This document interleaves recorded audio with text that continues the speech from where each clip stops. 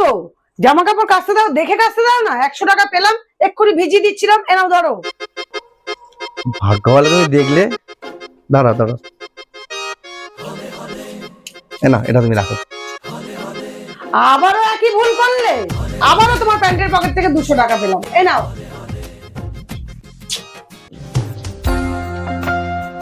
এই না, আবার ধরো।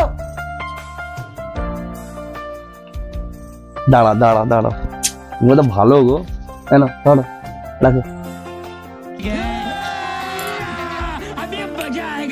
আজকে নিজের থেকে 1500 টাকা দিই, তাহলে ডবল পেয়ে যাও।